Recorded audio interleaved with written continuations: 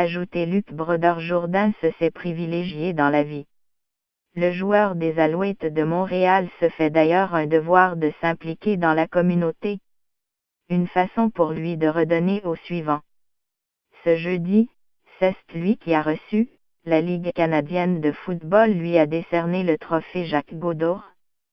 Je n'ai jamais fait quoi que ce soit dans ma carrière pour mériter un trophée comme le Jacques Godbout. J'ai juste fait ce que je croyais être bien, a révélé le natif de Saint-Hyacinthe à la presse canadienne, quelques heures avant de toucher officiellement son trophée. De recevoir une reconnaissance comme celle-là, ce n'est pas une chose à laquelle j'avais pensé. C'est une grande marque de reconnaissance pour ce que j'essaie de faire sur le terrain, mais aussi de la façon dont je suis impliqué dans ma communauté.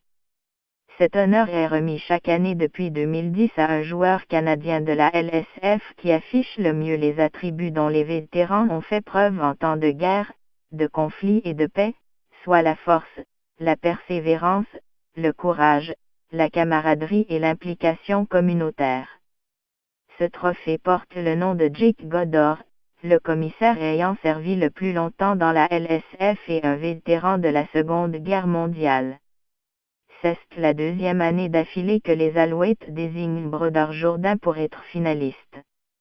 Le vétéran centre est leur troisième porte-couleur à mériter cet honneur, après chez Emery, 2013, et Jeff Purrat, 2015. Brodeur-Jourdain redonne au suivant depuis longtemps. Il se rappelle que ses parents l'ont toujours encouragé à s'impliquer au sein de la communauté. Mais c'est une rencontre faite au secondaire qui a été l'élément déclencheur chez lui.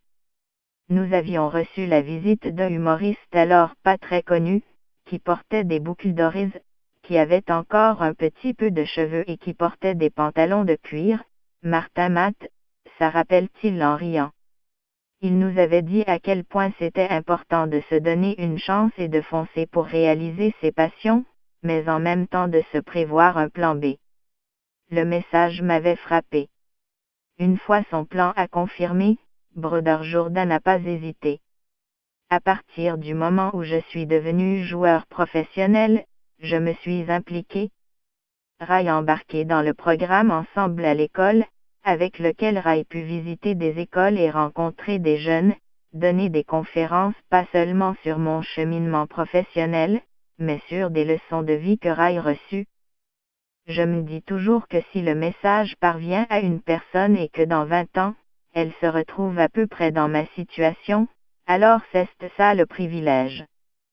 C'est un privilège que nous avons d'être invités à visiter des institutions scolaires ou des hôpitaux. Quand tu visites un hôpital et que tu vois des jeunes qui ont tellement de courage en eux, tellement d'expérience de vie en si peu de temps, c'est marquant. Ce n'est pas une obligation, mais pour moi, c'est un honneur, un privilège et une responsabilité sociale. En tant qu'individu, dans la société, on a deux choix à faire, soit on donne de notre temps, soit on donne de l'argent. J'essaie de faire les deux.